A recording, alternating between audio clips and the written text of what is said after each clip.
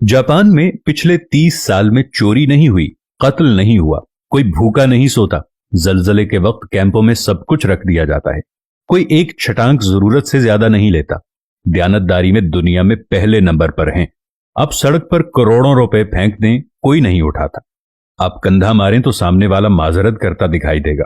तरक्की और टेक्नोलॉजी में दुनिया से 10 साल आगे जीते हैं। काम इतना करते हैं कि वजीर आजम हाथ जोड़कर आराम के मशवरे देता है। सिगरेट की राख झाड़ने की डिब्बियां जेब में रखते हैं। सफाई इतनी है कि सड़कों में मुंह नजर आए। पाबंदी वक्त इतनी कि 5 मिनट ट्रेन लेट हुई तो पूरी कंपनी बंद कर दी। अखलाक इतना बुलंद कि आप हैरत से मुंह तकते रह जाएंगे। इखलास, मेहमान नवाजी और सकाफत कमाल। मोहब्बत वफा इतनी कि जापानी बीवी पूजा करने लग जाए और आपको इतना खिलाए कि मोटे होने का खौफ तारी हो जाए। चावल की फसल मरगूब ग़िज़ा। एक दफा कहत पड़ा तो 30 साल का ऐसा जखीरा कर लिया कि दुनिया से चावल नायाब हो गए, लेकिन वहां से खत्म ना हुए। जापानी जिसके हो गए बस पत्थर पर लकीर है। निजाम सेहत ऐसा कि टॉयलेट आपको जिस्म की पूरी डिटेल दे दे। 2 नंबरी और बेईमानी का तस्वुर महाल।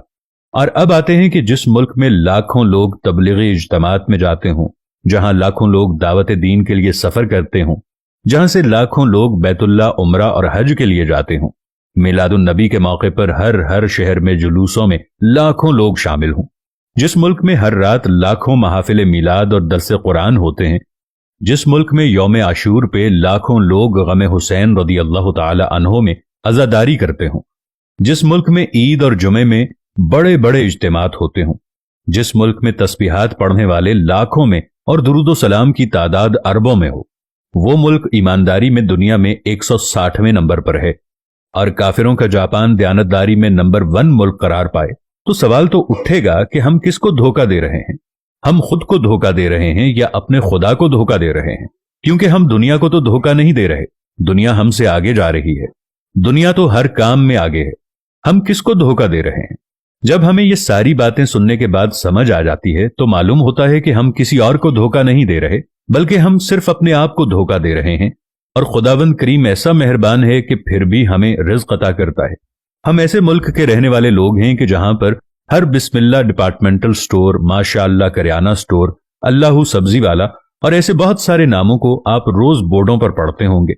लेकिन मजाल कि नमाज के वक्त में कोई अपनी दुकान को छोड़कर चला जाए, क्योंकि माशाअल्लाह जनरल स्टोर वाले को डर होता है कि माशाअल्लाह से कोई मुसलमान उसकी सफाई ना कर जाए, क्योंकि बिस्मिल्लाह सुपर स्टोर वाले को डर होता है कि कोई बिस्मिल्लाह पढ़कर उसके सामान की सफाई ना कर जाए। यहां पर सिर्फ मुसलमान नाम के रह गए हैं। पाकिस्तानी कौम सिर्फ नाम की रह गई है। पाकिस्तान का मतलब क्या था? ला इलाहा इल्लल्लाह। हम जापान चले जाएं तो जिन लोगों को हम काफिर कहते हैं, उन्होंने कुरान में से तमाम चीजें ले ली जो हमारी मीरास थी, और हमने तमाम उल्टी चीजें उठा ली जो किसी वक्त काफिरों की मीरास थी।